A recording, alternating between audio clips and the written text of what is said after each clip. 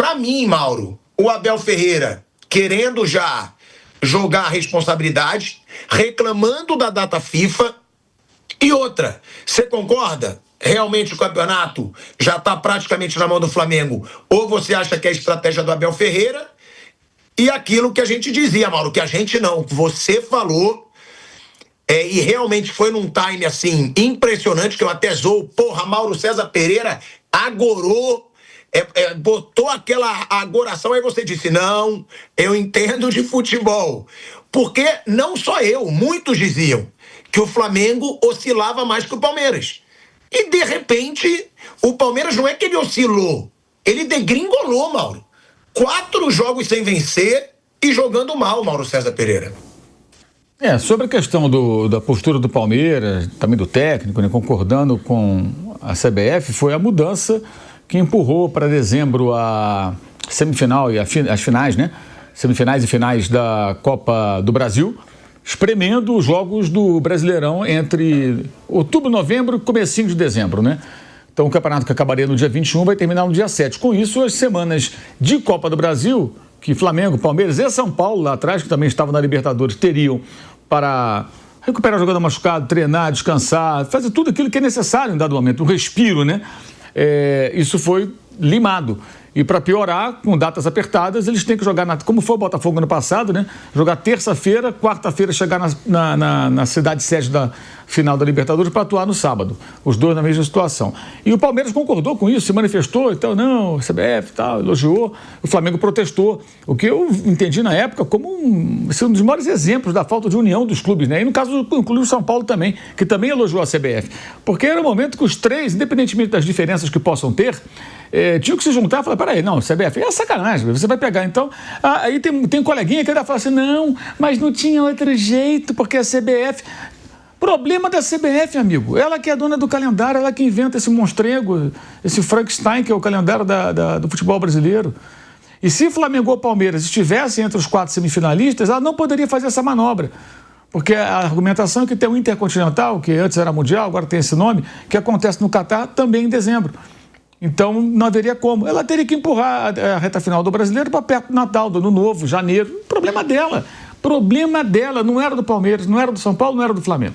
O pepino. Ela pegou, aproveitou que os dois foram eliminados, São Paulo também foi eliminado da Copa do Brasil, falou, vou fazer esse ajuste aqui. E fez o ajuste e os clubes que se virem. Então, sacrificou mais ainda esses clubes. A queda de rendimento do Palmeiras também, claro, tem a ver com isso. O Flamengo também teve queda de rendimento, ontem jogou muito bem, mas você percebe o quanto o Fluminense, o time todo desfalcado. O Arrascaeta joga pra caramba, ele pode jogar quarta-feira? Não, sabe por quê? Que na terça-feira jogou 67 minutos no amistoso patético entre Uruguai e Estados Unidos, que o Uruguai tomou de 5-1. O que essa porcaria desse jogo acrescentou lá pro Uruguai? Só crise do Bielsa com os uruguaios, que até tem gente lá querendo que ele não seja o técnico na Copa do Mundo. Para nada, serviu para nada. E os caras o Bielsa deixou o Arrascaeta de 67 minutos em campo. Ele não pôde jogar, porque ia colocar o cara para jogar no dia seguinte. O Carrascal jogou porque ele entrou 9 minutinhos contra a Austrália, né, pela seleção da Colômbia. Então foi possível jogar no Fla-Flu como titular. Então é isso. O Palmeiras foi muito estranho, assim, quando, sei lá, a política da boa vizinhança com a CBF parecia mais importante do que o aspecto técnico. E não só a diretoria, mas até em coletivo. O técnico fez elogios e tal. Enfim, tá aí o resultado. Isso é uma coisa óbvia que ia acontecer, gente. Era óbvio. E tem coleguinha que acha que ontem ele reclamou, né, Mauro? Ontem ele reclamou. Pois é, mas aí não dá. Você elogia uma coisa, depois reclama. Porque parte do problema é essa mudança de calendário. Porque ele teria semanas livres aí de Copa do Brasil, quarta-feira, quinta-feira, jogando Corinthians, Cruzeiro, Vasco, Fluminense, as semifinais. Seriam 2 datas, 2 quartas-feiras para descansar seus jogadores ou, obviamente, realizar os jogos atrasados que ele fez com o time desfalcado. Contra o Vitória, contra o Santos, Flamengo contra o Sport, contra o Fluminense. Por quê? Os caras voltando de data FIFA ou no meio da data FIFA. Esses jogos poderiam ter acontecido nas semanas de Copa do Brasil. Sem problema nenhum. Então, ou você teria uma semana livre ou você não teria que passar por isso. E aí o que aconteceria? Na semana de data FIFA, não joga, né, e a coisa fica mais tranquila. O Palmeiras teve 2 jogos atrasados para jogar em data FIFA, que teve o Juventude também, que ele atuou na data FIFA do mês passado. Então, é evidente que isso ia prejudicar o Palmeiras. Então, a gente tem que lembrar sim, porque quando você publicamente um clube elogia uma mudança que vai prejudicá-lo, peraí, o que o torcedor do Palmeiras que para e faz essa pequena reflexão pensa hoje? Peraí, não, isso atrapalhou, claro que atrapalhou o time. O Flamengo pelo menos demonstrou incômodo, irritação, indignação com aquilo, embora tenha feito uma nota patética também essa semana elogiando a arbitragem, né? Quer dizer, na verdade, vamos falar português claro, os dois ficam ali no morde-a-sopra com a CBF, né? Às vezes só assopra. Foi um elogio aqui, outro ali, notícia oficial, uma tal. Enfim, o negócio é o jogo que está sendo jogado. Quer dizer, jogos de narrativas e tudo mais, que o Flamengo entrou no jogo das narrativas. Teve isso também, né? Começou também a partir para esse caminho. O BAP estava falando só com a Flamengo TV, de repente resolveu dar entrevistas, e aí foi contundente também. Depois que a presidente do Palmeiras, Lídia Pereira, também fez algumas declarações que repercutiram muito em direção ao Flamengo. Então tem todo esse pacote. Agora, o fato é, o Flamengo, ele teve um jogo muito ruim contra o Fortaleza lá atrás e contra o Estudiantes, um pouco mais para trás. Nesses mais recentes, primeiro tempo contra o Sport foi pífio. E o finalzinho contra o Santos. Contra o Fluminense, o time muito desfalcado e o Rossi, né? Falamos aqui na quinta-feira passada, o Rossi foi o grande vilão ali, porque ele comprometeu toda a atuação, entregando praticamente um gol para o Fluminense. O jogo poderia ter virado 1-0 no primeiro tempo, o Flamengo teria mais possibilidades de um empate ou até uma virada no segundo tempo, mas você remar com 0-2 contra é muito complicado. E foi um gol praticamente dado, embora o Fluminense tivesse feito por merecer a vantagem de 2 gols, mas não tinha alcançado. Alcançou graças àquele erro do João Vitor e, para mim, muito mais do Rossi, que entre um garoto de 18 anos e um goleiro de 30, você espera uma decisão mais madura de quem? Do goleiro de 30. O garoto estava nervoso, errou, ele deveria ter tido outra atitude. O João Vitor tem um parcelo de responsabilidade, mas o Rossi é maior. Então o Flamengo tem alguns momentos, o Palmeiras não tem tido momentos ruins, o Palmeiras tem tido jogos ruins, inteiros ruins. Essa acho que é uma diferença importante e que talvez ajude a explicar essa distância de 4 pontos. Com relação a essa estratégia, pelo amor de Deus, quem que cai nessa, Thiago? Sinceramente, alguém acredita nisso? Alguém acredita mesmo? Eu acho que são algumas coisas. Primeiro, você desviar o foco da má atuação do time. O tempo que você falando sobre isso, você vê, nós estamos começando o programa falando sobre isso. Mas poderíamos falar aqui da atuação do Palmeiras. Vamos falar da atuação mais uma ruim do Palmeiras e da dificuldade que a comissão técnica do Palmeiras demonstra para extrair dos seus bons jogadores aquilo que eles podem oferecer. Então você vê o Gustavo Gomes de centroavante, né, no final do jogo, essas coisas que têm acontecido nos jogos do Palmeiras. Por quê? Porque a comissão técnica não está sabendo tirar proveito da qualidade técnica dos jogadores. E esse elenco, que foi formado esse ano ao custo de cerca de 700 milhões de reais, um investimento elevadíssimo do clube, esse elenco é um elenco com mais jogadores técnicos, com mais jogadores que demandam um tipo de jogo que até agora o Palmeiras não conseguiu fazer. Até tentou em alguns momentos, mas não conseguiu executar com a precisão o nível esperado pelo seu torcedor. Até contra o próprio Flamengo.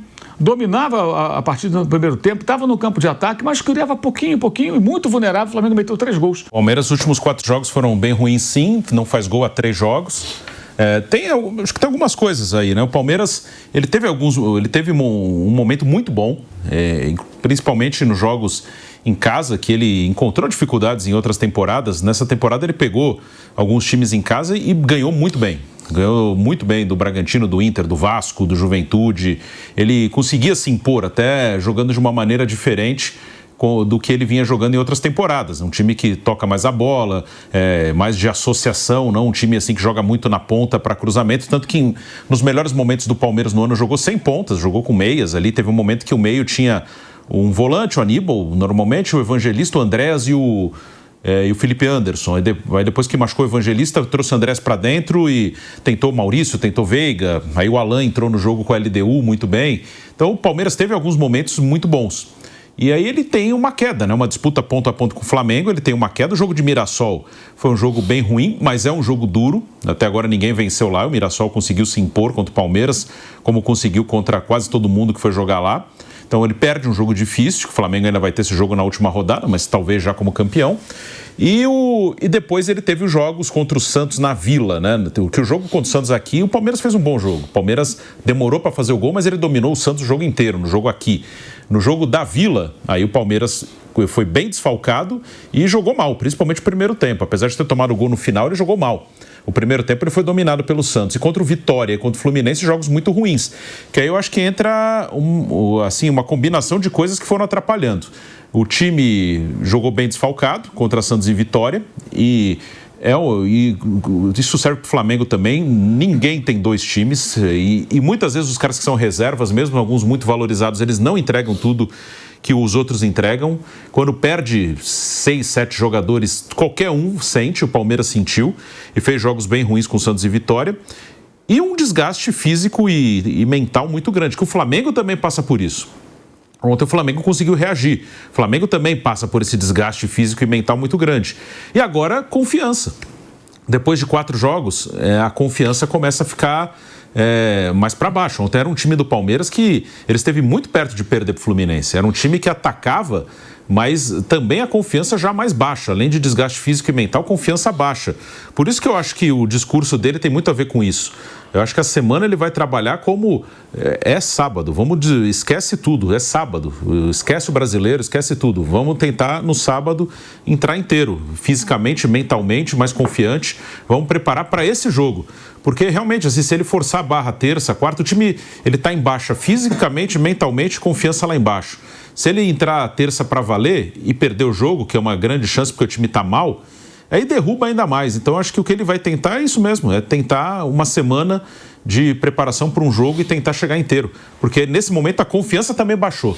O Palmeiras ontem, ele deu muito contra-ataque Fluminense. Então, acho que foi uma tempestade perfeita ali. Física, mentalmente, desfalque, confiança lá embaixo. E é um momento muito ruim do Palmeiras. Ele vai ter uma semana para tentar recuperar. E o Bruno falou de confiança, né? Eu vou aproveitar o gancho, mas vou passar para o Mauro para ele falar da atuação do Palmeiras, porque ele queria falar sobre isso desde o começo do programa. Agora, com relação à confiança, eu digo aqui misturando opinião e informação, tá? Eu venho falando com muita gente de dentro do Flamengo nos últimos dias. Muita gente. Inclusive gente do futebol. E num determinado momento eu perguntei, cara, quem que bota vibração nesse time do Flamengo? Porque às vezes eu sinto falta de um capitão nesse time do Flamengo, de um cara pra dar esporro quando o Felipe Luiz não tá dando no banco, de um cara pra cutucar esse time. E me responderam que tem um cara que às vezes no campo nem parece tanto, mas que ontem eu percebi na corrente que teve antes do jogo, e claro, durante o jogo, porque a liderança técnica, o Jorginho. Então, olha o tamanho da importância que esse cara pode ter. Dizem que o Jorginho no grupo é muito vibrante. É um cara que cobra muito, um cara que fala. Esse cara estava fora do time do Flamengo. O time do Flamengo degringolou, gente. Era um bando de atuação horrorosa. Era um bando de atuação com erro de passe, com displicência. Olha a diferença do time quando esse cara jogou ontem. Então, eu acho que eu aproveitei o gancho que o Bruno falou de confiança, né, de autoestima para a final. Eu acho que o Jorginho faz muita diferença nesse time do Flamengo. E depois que eu soube que ele é um cara que é líder e que cobra o grupo, e ontem eu vi na corrente, ele pediu a palavra, era ele e o Danilo, eu acho que é um cara muito importante. E tá na cara, né, gente? O jeito que esse cara bate pênalti, parece que ele tá comendo pipoca com os filhinhos na praça, com 70 mil pessoas no Maracanã. É impressionante. Até mesmo quando o goleiro vai no canto certo, né? Que aconteceu no Fla-Flu com o Fábio. Porque geralmente você fala, ele cobra desse jeito, mas se o goleiro escolheu o canto certo, meu irmão, ele fez o gol do mesmo jeito. Ou seja, é um jogador que eu não colocaria na terça-feira de jeito nenhum para jogar. Guarda o Jorginho para final. E Mauro, falando disso, né, dessa confiança, se você vê essa liderança no Jorginho e também essa liderança técnica ou não, e também sobre o Palmeiras, né, que você chamou muito a atenção. Thiago, o Abel tá falando sobre um bando de assunto na coletiva, mas, na verdade, ele pode estar querendo camuflar o mau futebol. Só falar um detalhezinho do Jorginho, que senão eu esqueci. Eu gosto muito do... Assim, eu acho que o craque é o cara que toma muita decisão correta e faz o simples. O primeiro gol do Flamengo sai muito porque ele toca de primeira. Que o jogador Bragantino erra a saída de bola. Se ele domina aquela bola, talvez não saísse o gol. Aí é tomada de decisão e inteligência. Ele tá de primeira, aí o Arrascaeta pega a defesa toda aberta, né? E um segundinho que ele perde matando a bola, talvez não saísse o gol do Flamengo. E aquele gol que o Flamengo não fez, que o Plata errou o passe, também é um passe dele espetacular no corredor central. Na hora que o Bragantino saiu, ele já acionou o Plata acabou chutando a bola na direção das pernas de um adversário e não concluiu a jogada para o Cebolinha, né, que entrava pela esquerda, acho que era o Cebolinha. Enfim, assim, acho que o Jorginho ele tem uma liderança técnica, né, e também ali de gritar, orientar, ele orienta os jogadores o tempo todo, isso é desde que ele chegou. Mas ele não é o capitão, né? E é só ele. Eu acho que falta mais gente que tenha essa atitude. Acho que o Danilo tem um pouco desse perfil também, tem esse perfil. Acho que é preciso que mais jogadores... O Arrascaeta não é exatamente jogador com esse perfil. Embora ontem ele tenha reclamado com o Plata, uma hora lá que o Plata não chutou a bola, claramente, depois no replay você percebeu que ele estava reclamando com o Plata. Pegou a bola, caiu, era girar o corpo e chutar, ele tentou um passe. E, pô, chuta, né, filho? Aliás, achei ontem, inclusive, que o Flamengo teve uma postura diferente sobre esse aspecto, apesar do Plata. Foi um time mais vertical, finalizando muito, arriscando de média distância, tentando definir as jogadas mais rápido, sabe? Menos ali naquela coisa de toca, até encontrar o espaço, tentando resolver, sabe? Pressionar, colocar o goleiro para trabalhar, o adversário. Eu acho que mudou um pouco. E achei até o Felipe Luiz mais ativo também à beira do campo. Quando ele focalizado na transmissão, achei que ele estava mais ativo. Eu acho que é importante isso também. Veja bem, não é ficar fazendo pirotecnia para a imprensa e para a torcida, dando chilique, nada disso. Mas se comunicar mais com os jogadores durante a partida. Acho que isso é importante. O técnico hoje ele tem esse papel porque tem uma área técnica, ele pode ficar ali.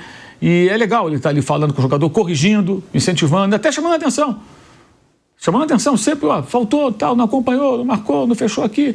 Esse tipo de coisa é importante. Não abriu para receber. Eu acho que ele tem essa possibilidade, está ali na beira do campo. Acho que isso faz parte e mostra o técnico atento, jogando junto. Por que acontece? O técnico treina o time. Mas não significa que no jogo tudo que ele treinou vai acontecer, porque tem um adversário tentando impedir que isso ocorra. E aí é necessário, muitas vezes, que ele esteja ali atento, vendo o jogo, observando e fazendo alguns ajustes na medida do possível, né?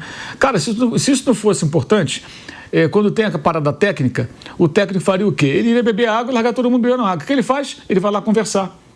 Quando tem a parada pelo calor e tal, o técnico não orienta o time? Orienta. Quando alguém se machuca, o que faz o técnico? Chama o jogador na beira do campo e fala, olha, faz isso, faz aquilo. Sempre tem isso. Ele faz bastante isso. Então, durante com a bola rolando, também é possível você fazer algumas intervenções ali verbais, digamos assim, para tentar ajustar alguma coisa. Eu acho que, naturalmente, o Jorginho talvez até vire capitão no Flamengo. É uma questão mais de vaidade, né? Jogadores com mais tempo de casa são os capitães. Ora o Arrascaeta, o Bruno Henrique, né? Mas acho que eles não têm, assim, esse perfil de liderança que o Jorginho tem. Mas ele pode ser um capitão sem abraçadeira. Entendeu? Acho que ele até já é, de certa forma. Mas acho que o time, no geral, às vezes precisa falar mais, gritar mais. Não pode ser um jogador só que faz isso. É importante que, sabe, ter essa cobrança. Quando eu vi o Arrascaeta ali falando alguma coisa pro Plata, eu achei positivo. É isso, é a bronca do bem, cara. Cara, chuta no gol, abriu a chance. Arrisca, pô. Tá com medo do quê? Entendeu? Se errar, errou, pô. Não pode deixar de finalizar. E eu acho que esse é um ponto relevante, mas, assim, que pode ser corrigido com o tempo. E muitas coisas que a gente fala do Felipe, assim, são críticas construtivas. Ele é um técnico há 1 ano e pouco, gente. É natural que ele não esteja totalmente pronto, que ele precisa ajustar uma coisa ou outra. A gente pode estar certo ou errado também em relação às nossas opiniões, obviamente, mas isso acho que vem com o tempo. Com o tempo ele vai evoluir cada vez mais e vai se tornando um técnico melhor. Agora, tirar a abraçadeira do Bruno e do Arrascaeta e dar para o Jorginho, o que vai acontecer? Pode gerar uma ciumeira, ninguém vai mexer nisso agora, né? E o Jorginho é um cara experiente o bastante para saber que ele pode ser um capitão sem abraçadeira ali, e ele já exerce esse papel falando com os jogadores o tempo todo. E aí, eu falo, se eu sou o Flamengo, eu não boto os pilares nesse jogo, não boto. Não boto o Léo Ortiz, não boto o Jorginho, não boto o Arrascaeta. Esses 3 eu não colocaria, porque mudam o jeito de jogar do Flamengo. Quando esses caras jogam, é outro Flamengo. É outro, é perceptível. Esses caras, eles dão a qualidade pro time do Flamengo. Aí, quando eles não estão, o time do Flamengo quer manter o mesmo estilo de jogo e não consegue, porque aí só fica toquezinho pro lado. Porque não tem o Jorginho para achar aquele passe no meio, não tem o Arrascaeta para achar uma jogada diferenciada. E se eu sou o Palmeiras, eu não boto Flaco Lopes, Vitor Roque e Andreas Pereira. A mesma coisa. É porque esses caras também dão a qualidade pro time. Esses caras são fundamentais para que sejam criadas chances de gol. E, cara, na boa, é uma final.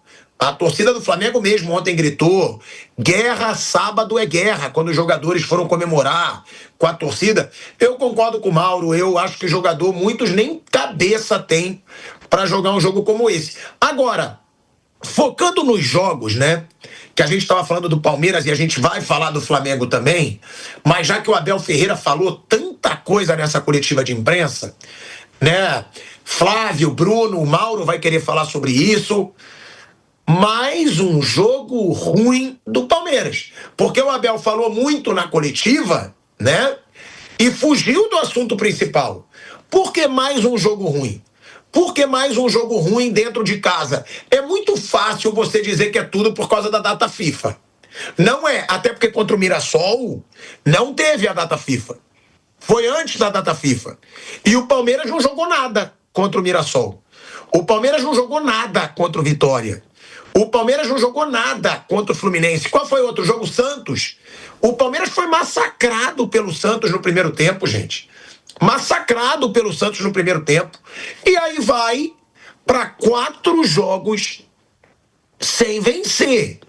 É uma oscilação jogando mal e que o Abel Ferreira tentou falar sobre vários assuntos na coletiva, mas não disse que o time dele parou de jogar, Flávio.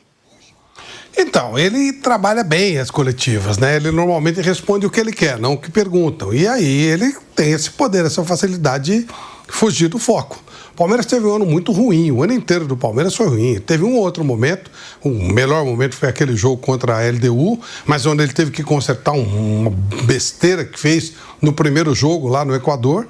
Então o time do Palmeiras vem jogando mal. O ano passado já foi um ano ruim do Palmeiras. Já faz algum tempo que o Palmeiras não joga. Sim, perdeu o Endrick, sim, perdeu o Estevão, mas investiu pesado. E eu sei como é que funciona no Palmeiras. Nada que nenhuma contratação chega no Palmeiras sem o aval também do treinador. É o treinador, é o diretor de futebol e a presidente Leila Pereira. Claro que a parte técnica é do Abel Ferreira e do diretor de futebol. E a Leila avaliza a possibilidade de compra. Quando ele fala que se gastou uma fortuna no Paulinho e não pôde utilizar, não foi surpresa para ninguém. O Paulinho era um jogador com histórico de contusão. O Palmeiras investiu porque quis investir. Não dá para reclamar. É igual quando o Flamengo reclama do De La Cruz. Não tem o que reclamar. O cara tem histórico de contusão, gente. Então não dá para reclamar. Não dá para... contrata um jogador com histórico de contusão. O jogador se contunde, não tem o que reclamar. Então, no caso aí do Paulinho, não tem de reclamar. Eu entendo que o time ainda está em forma, em fase de reacerto, de retomada, mas foi, de novo, um ano muito ruim. Agora, se ganhar o jogo no sábado, isso fica maquiado. Você ganha uma Libertadores, é o título mais importante da América do Sul e tal. Então você vai maquiar um ano de futebol muito fraco, muito ruim. Qual atuação do Palmeiras mereceu destaque esse ano, exceção feita aquela da LDU? Nenhuma. E foi um conserto daquele problema que ele teve lá no Equador por culpa dele. O Palmeiras chegou a ser eliminado pelo Corinthians no Campeonato Paulista. Não ganhou nem Paulistinha. Era um negócio, né? Para um time que investe, que o Palmeiras investe, com a condição de trabalho que se tem. Então, realmente, o Palmeiras está devendo. Essa é a realidade. Agora, se ganhar no sábado, vai ficar tudo maquiado. Vai dar a impressão que foi um ano maravilhoso, porque você vai ficar fechado no resultado. Então, por isso que eu entendo que ele está fechando tudo em cima desse jogo de sábado, porque, óbvio, como é que alguém vai contestar um ano onde você ganha a Libertadores da América? Não tem como. É quase impossível. Se perder, a realidade vai ficar mais estampada e mais clara. Mas a verdade é que, no mata-mata, né? no turno e retorno, onde você vê a força, o time foi muito irregular e já está entregando os pontos, faltando 3 rodadas para acabar o campeonato. Então, o foco principal as contratações foram bem feitas, o técnico indicou bem, ele conseguiu remontar o time em tempo e com capacidade para brigar diretamente pelos títulos, ou não conseguiu? O futebol que o Palmeiras se apresentou foi um futebol de alto nível, e eu vou responder praticamente em todos esses itens, não. Mas é claro, ele é intocável, ele é São Abel Ferreira, o inventor do Palmeiras, o cara que fez o hino e tal. Então, né, tem que respeitar isso tudo, claro. Bom, de novo, né, pra variar, eu vou ter que te questionar. Porra, que aí você diz, se for campeão no sábado, vai esconder o que foi o ano. Não, aí não, Flávio. Se for campeão no sábado, o ano realmente foi foda. Não é esconder. O time que é campeão da Libertadores, o ano é foda, ué. Mas é por isso que o futebol... É por isso que o futebol é cruel, porque uma partida muda tudo. O futebol terá sido um futebol medíocre. Né? Do Palmeiras, em termos de futebol, foi medíocre. Se ele ganhar a Libertadores, ok, tá tudo maquiado, tá tudo ok. Agora, o nível de jogo do Palmeiras pelo que o Palmeiras investe, é um nível muito abaixo do que pode ser. Esse é o ponto. Flávio, como que o futebol é medíocre se o cara brigou pelo título brasileiro até o final e tá brigando ainda, e se o cara chegou na final da Libertadores, oscilou, tiveram momentos medíocres, tiveram, como o Flamengo também teve. Mas não dá pra dizer que o ano foi medíocre ganhando ganhando um título de Libertadores. Não, vai. Quem ganha Libertadores tem um ano maravilhoso. Você assistiu aquela coisa nojenta ontem entre Lanús e Atlético Mineiro, que deu ânsia de vômito? Se o Atlético Mineiro ganhasse nos pênaltis, parecia que o Atlético Mineiro teve um ano positivo. Ele ganhou um torneio sul-americano. Aquele jogo de ontem foi uma vergonha ter entrega de medalhas e ter um campeão. Foi uma das maiores latas de lixo da história do futebol. Então, vamos supor que se repita isso no sábado lá em Lima. 0-0, jogo horroroso, o Palmeiras ganhando os pênaltis. O futebol do Palmeiras virou primoroso? Não dá pra discutir título. Não, mas o ano foi foda. No futebol não é primoroso, mas o ano foi maravilhoso. Eu não vou dizer isso. Eu vou dizer o Palmeiras foi campeão da Libertadores, apesar do ano medíocre que teve. Então, você não pode falar, se perder, que o ano foi medíocre. Pra mim, o ano do Palmeiras foi medíocre, ganhando ou perdendo. Agora ganhou o título fica. Ninguém vai lembrar que o ano foi medíocre, mas foi medíocre. Flávio, mas como você vai dizer que o ano de um time foi medíocre quando ele é campeão da Libertadores? Porque você consegue ser... Eu sei. É por isso que o futebol é foda, porque um jogo muda tudo. Porque você consegue ser campeão da Libertadores, que tem 2 times disputando, jogando futebol medíocre. Dá pra ser, dá pra chegar. Já aconteceu. Ou aquele título contra o Santos foi jogando futebol primoroso. Aquele jogo foi jogo? Aquilo não foi jogo de futebol. Aquilo foi uma lata de lixo e o Palmeiras ganhou o título. E aí ficou aquela consagração toda e tal. Aí até o Abel Ferreira apareceu como se fosse uma estratégia. Foi um lixo de jogo. Se o Santos tivesse vencido, o Abel já tinha tomado um bico naquele dia mesmo. Tinha ido embora naquele dia mesmo. Nunca arrumou aquela confusão lá que ele foi expulso, o gol saiu. É lógico. Logo depois. É lógico. Quer dizer, então... prorrogação. Claro. Então, quer dizer, se você for olhar ontem, pô, se o Atlético ganha aquele jogo, oh, nossa, o Sampaoli, o jogo foi um lixo. O ano do Atlético é uma porcaria. O ano passado o Atlético chegou a 2 finais, inclusive de Libertadores, e quase foi rebaixado. Foi um ano bom? Não. O Atlético Mineiro está devendo há 2 anos. Futebol do Palmeiras foi um futebol ruim o ano inteiro. Ruim, muito abaixo daquilo que o Palmeiras investe. O ano inteiro. Foi salvo pelo Estevão em várias oportunidades. Agora, se ele for campeão, vai continuar tendo. Foi um ano ruim onde ele ganhou a Libertadores. Se ele perder, foi um ano ruim onde ele perdeu a Libertadores. E o mesmo, o Flamengo é outra coisa. O Flamengo, eu já vejo de uma outra maneira. O futebol do Flamengo oscilou muito, mas teve momentos muito bons. Se o Flamengo perder a Libertadores, ele teve um ano, no meu modo de entender, mais para positivo do que para negativo. Inclusive, o trabalho do Felipe Luiz este ano foi um trabalho extremamente positivo, no meu modo de entender, de um modo geral. Um outro erro, uma outra coisa normal, natural. Ele é um jovem treinador e também o time oscilou. Normal que isso acontecesse. Agora, se o Flamengo perdeu o jogo de sábado, o Felipe Luiz foi péssimo? Pelo contrário, o trabalho dele foi bom. Melhor que o do Abel, independentemente do resultado. O trabalho do Felipe Luiz foi muito superior ao do Abel durante o ano de 2025.